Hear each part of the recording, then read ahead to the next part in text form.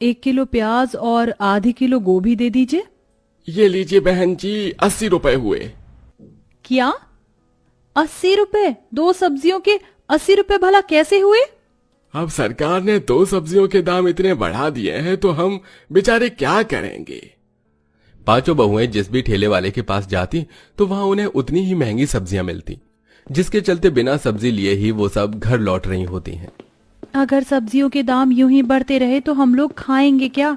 हर रोज दाल चावल खाकर तो गुजारा नहीं हो सकता ना हमारा।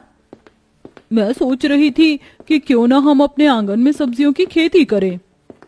दीपा, सब्जियों की खेती का काम इतना भी आसान नहीं होता है, पता है ना उसमें कितना वक्त लगता है।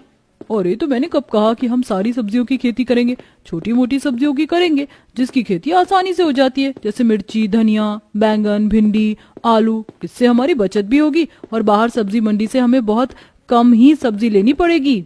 दीपा का ये आइडिया बाकी की चारों बहुओं को काफी पसंद आता है, जिसके बाद अब वो पैसे मिलाकर थोड़े बहुत सब्जियों के बीज लेकर आती हैं और उन्हें अपने आंगन में अच्छे से बो देती हैं। और कुछ हफ्तों में अब उनके आंगन में ही तरह तरह की सब्जियां उगने लगती हैं। अरे वाह, हमारे इस जुगाड़ ने हमारे कितने पैसे बचा लिए। अब हमें अपनी रसोई के लिए बाहर से ज्यादा सब्जियां लेने की कोई जरूरत नहीं होगी। पांचों बहुएं अक्सर ही ऐसे छोटे मोटे जुगाड़ करके अपनी काफी पैसों को बचाया करती थी। ऐसे ही एक दिन, अरे ये मिट्टी का चूल्हा कैसे टूट गया? अभी कुछ दिन पहले ही तो बनाया था। अगर अब मिट्टी का चूल्हा बनाऊंगी तो उसे सूखने में कम से कम 1 दिन का समय लगेगा, और बिना चूल्हे के मैं खाना कैसे बनाऊं? चूल्हा टूट जाने की वजह से सभी बहुएं खाना कैसे बनाएं, इस बात को लेकर परेशान हो रही होती हैं कि तभी उन पांचों जुगाड़ू बहुओं में से कोमल चूल्हे में से बची हुई लकड़ियां निकालती है और अपने आंगन से कुछ लकड़ियां ले आती है, जिन्हें वो ईंट के घेरे में रखकर अच्छे से बांधकर जलाने लगती है। अरे वाह, क्या बात है कोमल, मिट्टी का चूल्हा टूट गया और तुमने लकड़ी का चूल्हा बना दिया। इस पर तो अब हम आराम से खाना बना लेंगे। देखा मेरा कमाल, अब हमारे पास 2-2 चूल्हे होंगे, एक लकड़ी का और एक ये मिट्टी का। अरे पांचों जुगाड़ू बहुएं आराम से उस लकड़ी के चूल्हे पर खाना बनाती हैं। अक्सर जुगाड़ करने के साथ साथ एक दूसरे के काम में भी काफी मदद किया करती थी। जैसे अगर मधु सब्जी काटती तो कोमल आटा गूंथती, वहीं आंचल सब्जी बनाती और महक चावल बनाती। हमेशा इसी तरह मिलकर और जुगाड़ से पांचों बहुएं अपने ज्यादातर कामों को आसान कर लिया करती थी। आप लोग ऐसे क्यों जा रहे हैं? मत जाइए ना, आप लोगों के बिना हम काफी अकेली हो जाएंगी। आप लोग यहाँ कर तो रहे हैं काम, कम पैसों में भी हमारा ठीक ठाक गुजारा चल रहा है। हम किसी भी दिन भूखे नहीं सोते हैं, वो क्या कम है? अरे आंचल, तुम लोगों को ऐसे छोड़कर शहर जाते हुए भी हमें अच्छा नहीं लग रहा है, लेकिन हम पांचों भाई शहर घूमने फिरने के लिए तो नहीं जा रहे ना, बल्कि इसलिए जा रहे हैं कि वहां पर हम अच्छी नौकरी ढूंढ सकें। हम लोग तो कम पैसों में भी अपना गुजारा कर लेते हैं, लेकिन अगर कल को हमारे बच्चे होंगे तो उनके भविष्य के लिए तो हमें पैसों का इंतजाम करना ही पड़ेगा ना, ताकि उन्हें हम कभी किसी चीज की कमी महसूस न होने दें। पांचों भाई अपनी अपनी पत्नियों से गले मिलते हैं और नौकरी की तलाश में शहर चले जाते हैं। वहीं पांचों जुगाड़ू बहू पहले की तरह रहने लगती हैं। अरे ये क्या यार, ये वाला तवा भी टूट गया। अब हम रोटी कैसे बनाएंगे? चूल्हे पर तो हम कच्ची रोटी नहीं सेक सकते, और अगर तवा लेने के लिए गए तो 300 रुपए से कम का तवा नहीं आएगा। बिना तवे के हम लोग रोटी कैसे खाएंगे? सभी बहुएं तवा टूट जाने की वजह से काफी परेशान होती हैं कि तभी आंचल चूल्हे के ऊपर एक बड़ी सी कढ़ाई रखती है और रोटियों को बेल कर उसके अंदर रख देती है। चूल्हे की गर्मी से कढ़ाई काफी गर्म हो जाती है, जिस पर अब आंचल काफी अच्छी रोटी सेक लेती है। ये देखो, हम लोग बिना तवे के भी रोटी सेक सकते हैं। हाँ आंचल, ये तो हमें पता ही नहीं था। तुमने तो सच में काफी अच्छा जुगाड़ निकाला है रोटी सेकने का।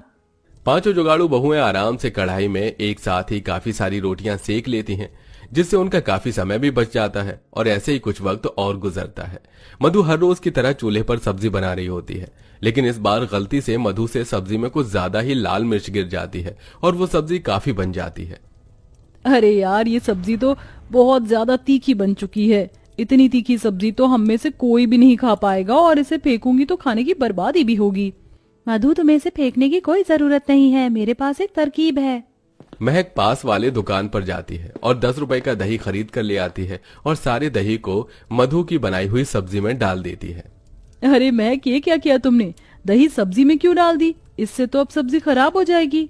अरे पगली, इससे सब्जी खराब नहीं होगी, बल्कि सब्जी में जो भी एक्स्ट्रा तीखापन है वो पूरा का पूरा खत्म हो जाएगा। सब्जी में दही डालने के बाद महक थोड़ी देर सब्जी को चूल्हे पर पकाती है, जिसके बाद अब मधु जैसी उस सब्जी को चखती है तो उसमें बिल्कुल भी तीखापन नहीं होता। अरे वाह महक, मुझे तो लगा था कि आज तो मुझे सबसे डांट पड़ेगी काफी, लेकिन तुमने तो मुझे डांट से बचा लिया और सब्जी की बर्बादी भी नहीं होने दी। ऐसे ही समय गुजरता रहता है और पांचों बहुएं यूं ही छोटे मोटे रसोई के जुगाड़ करने लगती हैं। ऐसे ही एक दिन, अरे यार, इन 2 प्लेट में अब मुझसे नहीं होता कि मैं तुम चारों के साथ खाना खा सकूं। और नहीं तो क्या, मुझे भी अब एक छोटी सी प्लेट में तुम सबके साथ खाना खाने में काफी दिक्कत आती है। पैसों की कमी के चलते पांचों बहुएं खाना खाने के लिए बाहर से प्लेट भी नहीं ला पा रही थी। घर में रखी 2 छोटी छोटी प्लेटों में ही अक्सर उन पांचों को एक साथ खाना खाना पड़ता था, जिससे उन्हें खाना खाने में काफी दिक्कत होती थी। ऐसे ही एक दिन मधु छोटी प्लेट में एक साथ खाना खाने की वजह से परेशान हो जाती है और उठकर आंगन में आकर बैठ जाती है। तभी आंगन में लगे एक बड़े से केले के पेड़ पर मधु की नजर जाती है। उस केले के पेड़ पर लगे बड़े बड़े केले के पत्तों को देखकर मधु को काफी अच्छा आइडिया आता है। अरे वाह, ये चीज मैंने पहले क्यों नहीं सोची। मधु लकड़ी की सीढ़ी की मदद से केले के पेड़ पर चढ़ती है और वहां से कुछ केले के पत्ते तोड़ लेती है, जिन्हें वो लाकर अच्छे से पानी में धोती है। और अब पांचों बहुएं अलग अलग केले के पत्तों पर खाना खाती हैं। अरे वाह मधु, तुम्हारे इस जुगाड़ ने तो हमारे खाना खाने की सारी परेशानी को खत्म कर दिया। अब हम लोग आराम से खाना खा सकते हैं और बाद में इस केले के पत्ते को हम जमीन में गाड़ भी देंगे, जिससे ये केले के पत्ते हमारे खाद बनाने के काम आ सकते हैं। समय बीतने के साथ साथ अब पांचों बहुओं के जुगाड़ भी दिन पर दिन बढ़ने लगते हैं। इस बारिश को भी अभी होना था। 1 हफ्ते से कोशिश कर रहे हैं कि गेहूं को पिसवा लाएं, लेकिन जब भी बाहर जाओ तब ये बारिश शुरू हो जाती है। हमारे पास भी आटा पीसने की मशीन या चक्की होती तो हम लोग बिना किसी परेशानी के घर में ही आटा पीस लेते। अगर हम चाहें तो हम लोग हाथ वाली चक्की घर में बना सकते हैं। चक्की तो ज्यादातर सीमेंट या पत्थरों की होती है। हम लोग सीमेंट की मदद से आराम से चक्की को बना सकते हैं।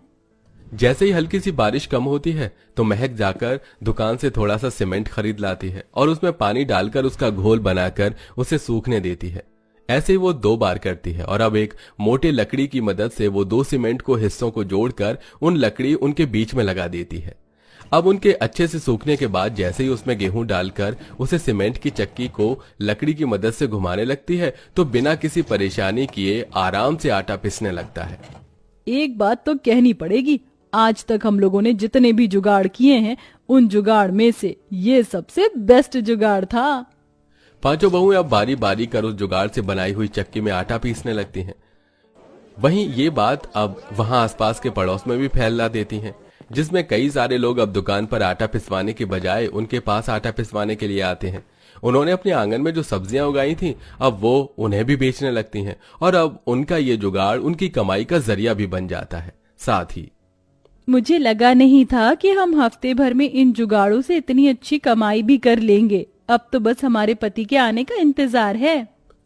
ऐसे ही कुछ समय गुजर जाता है और पांचों बहुएं यूं ही कोई ना कोई अलग जुगाड़ करती रहती हैं और तकरीबन कुछ महीनों के बाद पांचों बहू के पति भी अब शहर से वापस आ जाते हैं और साथ में अच्छे खासे पैसे भी लाते हैं, जिनकी मदद से अब वो लोग अपने छोटे से गांव में ही अपने खुद का कारोबार शुरू करते हैं। वहीं अपने जुगाड़ से उनके कारोबार शुरू होने में मदद करती हैं और पूरा परिवार मेहनत और जुगाड़ से अपनी परेशानियों को हल करता है और अब साथ में हंसी खुशी रहते हैं।